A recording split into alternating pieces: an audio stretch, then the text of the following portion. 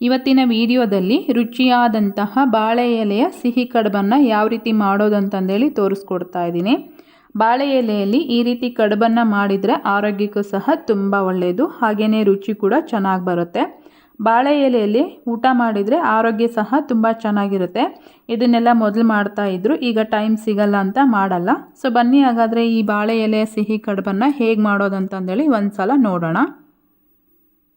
ಈಗಾಗಲೇ ನಾನು ಈ ಕಡುಬು ಮಾಡೋದಕ್ಕಂತಂದೇಳಿ 1-2 ಗ್ಲಾಸ್ನಷ್ಟು ಅಕ್ಕಿನ ತೊಗೊಂಡು ಅದನ್ನು 1-2 ಸಲ ಚೆನ್ನಾಗಿ ವಾಶ್ ಮಾಡಿಕೊಂಡು 6 ಗಂಟೆಗಳ ಕಾಲ ನೆನೆಸಿಟ್ಕೊಂಡಿದ್ದೆ. 6 ಗಂಟೆ ಆದಮೇಲೆ ಅಕ್ಕಿನ ಮಿಕ್ಸಿ ಜಾರಲ್ಲಿ ಹಾಕ್ಕೊಂಡು ಸ್ವಲ್ಪನೇ ನೀರು ಹಾಕಿ ಈ ರೀತಿ ರುಬ್ಕೊಂಡಿದ್ದೀನಿ ನಾನು. ಇದನ್ನು ನಾವು ಆದಷ್ಟು ಸ್ವಲ್ಪ ಗಟ್ಟಿಯಾಗಿಯೇ ರುಬ್ಕೋಬೇಕಾಗುತ್ತೆ. ಬೇಕು ಅಂದರೆ ನಾವು ಆಮೇಲೆ ಸ್ವಲ್ಪ ನೀರನ್ನು ಸೇರಿಸಿ ನಾವು ಇದನ್ನು ಸರಿ ಮಾಡ್ಕೋಬೋದು. ರುಬ್ಬಬೇಕಾದ್ರೇ ಸ್ವಲ್ಪ ನೀರು ಜಾಸ್ತಿ ಹಾಕಿ ರುಬ್ಕೊಂಡ್ರೆ ಮತ್ತೆ ಅದು ತುಂಬ ತೆಳುವಾದರೆ ಮಾಡೋದಕ್ಕೆ ಬರಲ್ಲ. ಹಾಗಾಗಿ ಈಗ ಒಂದು ಪ್ಯಾನ್ಗೆ 3/4 ಬೌಲ್ ಆಗೋಷ್ಟು ನಾನು ಬೆಲ್ಲನ ಹಾಕ್ಕೊಂಡಿದ್ದೀನಿ. ಇದು ಬಂದುಬಿಟ್ಟು ಅಚ್ಚು ಬೆಲ್ಲ. ಇದನ್ನು ಸ್ವಲ್ಪ ಪುಡಿ ಮಾಡಿ ಹಾಕ್ಕೊಂಡಿದ್ದೀನಿ. ಹಾಗೆಯೇ ಅದು ಬೆಲ್ಲ ಕರಗೋದಕ್ಕೆ ಅಂತಂದೇಳಿ ಸ್ವಲ್ಪ ನೀರನ್ನು ಆ್ಯಡ್ ಮಾಡ್ಕೊಂಡಿದ್ದೀನಿ. ನಿಮ್ಮ ಕಡೆ ಪೌಡರ್ ಬೆಲ್ಲ ಏನಾದರೂ ಇತ್ತು ಅಂದರೆ ಅದನ್ನು ಸಹ ಹಾಕ್ಕೊಂಡು ಮಾಡ್ಕೋಬೋದು. ಬೆಲ್ಲ ಎಲ್ಲ ಚೆನ್ನಾಗಿ ಕರಗಿದ ಮೇಲೆ ಅದನ್ನು ಸೋಸ್ಕೊಂಡು ಮತ್ತೆ ಅದೇ ಕಡಾಯಿಗೆ ಹಾಕ್ಕೊಂಡಿದ್ದೀನಿ. ಇದನ್ನು ತುಂಬ ಪಾಕ ಬರೆಸೋದೆಲ್ಲ ಏನು ಬೇಡ, ಸ್ವಲ್ಪ ಅಂಟಾದರೆ ಸಾಕು. ಇವಾಗ ನಾನು ಇದಕ್ಕೆ 1 ಬೌಲಷ್ಟು ನಾನು ಕಾಯಿ ತುರಿನ ಹಾಕ್ಕೊಳ್ತಾ ಇದ್ದೀನಿ. ಕೆಲವೊಬ್ಬರು ಹಾಗೇ ಹಸಿ ತೆಂಗಿನಕಾಯಿ ಇರುತ್ತಲ್ವ, ಅದ್ರ ಜೊತೆ ಸ್ವಲ್ಪ ಬೆಲ್ಲನ ಸೇರಿಸ್ಬಿಟ್ಟು ಚೆನ್ನಾಗಿ ಮಿಕ್ಸ್ ಮಾಡಿ ಫಿಲ್ ಮಾಡಿ ಮಾಡ್ತಾರೆ. ಆ ಥರ ಮಾಡೋದಕ್ಕಿಂತ ಸ್ವಲ್ಪ ಈ ರೀತಿ ಮಾಡಿಕೊಂಡು ಮಾಡಿದರೆ ತುಂಬಾ ಟೇಸ್ಟಿ ಆಗುತ್ತೆ. ನಾನು ಇದಕ್ಕೆ ಸ್ವಲ್ಪ ಕಡಲೆ ಪುಡಿನ ಸಹ ಪೌಡರ್ ಮಾಡಿ ಹಾಕ್ಕೊಳ್ತಾ ಇದ್ದೀನಿ. ಒಂದು ವೇಳೆ ನಿಮಗೆ ಕಡಲೆ ಪುಡಿ ಬೇಡ ಅಂದರೆ ಸ್ಟಾರ್ಟಿಂಗಲ್ಲಿ ಬೆಲ್ಲದ ಜೊತೆಗೆ ಸ್ವಲ್ಪ ನೀರು ಸೇರಿಸ್ಕೊಳ್ತೀರಲ್ವ, ಆವಾಗ ಸ್ವಲ್ಪ ನೀರನ್ನು ಸೇರಿಸ್ಕೊಂಡು ಪಾಕ ತಕ್ಕೊಳ್ಳಿ. ಕಡಲೆ ಪುಡಿ ಹಾಕಿದ ಮೇಲೆ 1-2 ನಿಮಿಷ ಅದನ್ನು ಚೆನ್ನಾಗಿ ಮಿಕ್ಸ್ ಮಾಡಿಕೊಂಡು ಇವಾಗ ನಾನು ಇದಕ್ಕೆ ಕೊನೆಯದಾಗಿ 1 ಚಮಚದಷ್ಟು ಏಲಕ್ಕಿ ಪುಡಿನ ಸೇರಿಸ್ಕೊಳ್ತಾ ಇದ್ದೀನಿ. ಈಗ ಸ್ಟವ್ ಆಫ್ ಮಾಡಿ ಅದನ್ನು ಸ್ವಲ್ಪ ತಣ್ಣಗಾಗೋದಕ್ಕೆ ಬಿಡಬೇಕು. ಒಂದೊಂದು ಕಡೆನೇ ಒಂದೊಂದು ರೀತಿಲಿ ಮಾಡ್ತಾರಲ್ವ. ಇವತ್ತು ನಾನು ಹೇಳ್ಕೊಟ್ಟಿರೋಂಥ ಮೆಥಡಲ್ಲಿ ನೀವು ಒಂದು ಸಲ ಖಂಡಿತ ಟ್ರೈ ಮಾಡಿ, ತುಂಬಾ ಚೆನ್ನಾಗಿ ಬರುತ್ತೆ. ಇವಾಗ ನಾನಿಲ್ಲಿ ಇದನ್ನು ಫಿಲ್ ಮಾಡೋದಕ್ಕಂತಂದೇಳಿ ಬಾಳೆ ಎಲೆನ ಈ ರೀತಿಯಾಗಿ ಅಂದರೆ ಈ ಸೈಜ್ಗೆ ನಾನು ಕಟ್ ಮಾಡಿ ತೊಗೊಂಡಿದ್ದೀನಿ.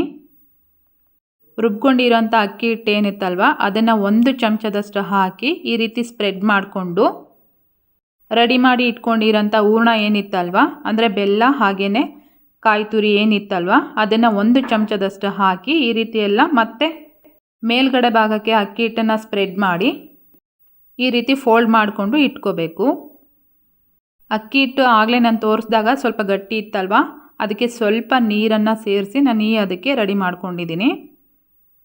ಎಲ್ಲ ಬಾಳೆ ಎಲೆಗೂ ಇದೇ ರೀತಿ ಫಿಲ್ ಮಾಡಿಕೊಂಡು ಇಟ್ಕೊಳ್ತಾ ಇದ್ದೀನಿ ನಾನು. ಇವಾಗ ಗಣೇಶನ ಹಬ್ಬ ಇರೋದ್ರಿಂದ ಈ ರೀತಿ ಸ್ವೀಟ್ಸ್ನ ಮಾಡಿ ತುಂಬಾ ಚೆನ್ನಾಗಿರುತ್ತೆ. ಈ ರೆಸಿಪಿ ಮಾಡೋದಕ್ಕೆ ಎಣ್ಣೆ ಬೇಡ, ಏನು ಬೇಡ, ತುಂಬ ಸಿಂಪಲ್ಲಾಗಿ ಕಡಿಮೆ ಸಮಯದಲ್ಲಿ ಮಾಡ್ಕೋಬೋದು. ನೋಡ್ತಾ ಇದ್ದೀರಲ್ವ, ಎಲ್ಲನೂ ಇದೇ ರೀತಿ ಫಿಲ್ ಮಾಡಿ ಇಟ್ಕೊಂಡಿದ್ದೀನಿ. ಇವಾಗ ನಾನು ಇವನ್ನ ಇಡ್ಲಿ ಸ್ಟ್ಯಾಂಡಲ್ಲಿಟ್ಟು ಬೇಯಿಸ್ಕೊಳ್ತಾ ಇದ್ದೀನಿ. 1 ಇಡ್ಲಿ ಪ್ಲೇಟ್ಗೆ 2 ಬಾಳೆ ಎಲೆನ ಇಟ್ಟು ಮತ್ತೆ ಇನ್ನೊಂದು ಪ್ಲೇಟ್ ಹಾಕಿ ಅದರಲ್ಲಿ 2 ಬಾಳೆ ಎಲೆನ ಇಟ್ಟು ಬೇಯಿಸ್ಕೊಳ್ತಾ ಇದ್ದೀನಿ. ಇದನ್ನು ಬೇಕು ಅಂದರೆ ಕುಕ್ಕರಲ್ಲೂ ಸಹ ಇಟ್ಕೊಂಡು ಬೇಯಿಸ್ಕೊಳ್ಬೋದು.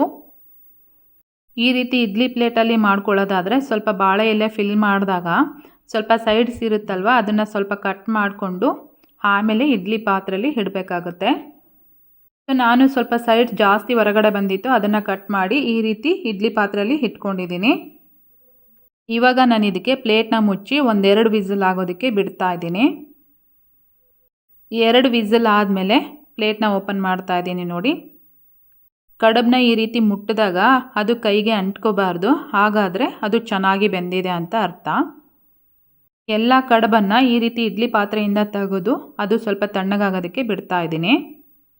ಅದು ಬಿಸಿ ಇದ್ದಾಗಲೇ ತೆಗಿಯೋಕ್ಕೆ ಹೋದರೆ ಅಷ್ಟು ನೀಟಾಗಿ ಬರಲ್ಲ. ಹಾಗಾಗಿ ಅದು ಕಂಪ್ಲೀಟಾಗಿ ತಣ್ಣಗಾದ್ಮೇಲೆ ನಾನು ಓಪನ್ ಮಾಡ್ತಾ ಇದ್ದೀನಿ. ನೋಡಿ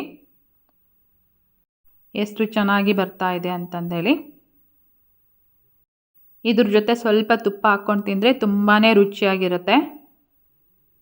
ನೋಡ್ತಾ ಇದ್ದೀರಲ್ವ ಎಷ್ಟು ಈಸಿಯಾಗಿ ಬರ್ತಾ ಇದೆ ಅಂತಂದೇಳಿ. ಸೊ ನೀವು ಖಂಡಿತ ಮನೇಲಿ ಒಂದು ಸಲ ಟ್ರೈ ಮಾಡಿ, ತುಂಬಾ ರುಚಿಯಾಗುತ್ತೆ. ಹಾಗೆಯೇ ಇವತ್ತಿನ ರೆಸಿಪಿ ನಿಮಗೆಲ್ಲ ಇಷ್ಟ ಆಗಿದೆ ಅನ್ಕೋತೀನಿ. ಇಷ್ಟ ಆಗಿದ್ದರೆ ಈ ವಿಡಿಯೋಗೆ ಒಂದು ಲೈಕ್ ಮಾಡಿ, ಕಮೆಂಟ್ ಮಾಡಿ, ಶೇರ್ ಮಾಡೋದನ್ನು ಸಹ ಮರಿಬೇಡಿ. ಮತ್ತೆ ಹೊಸ ರೆಸಿಪಿ ಜೊತೆ ಸಿಗೋಣ. ಅಲ್ಲಿವರೆಗೂ ಟೇಕ್ ಕೇರ್, ಬಾಯ್.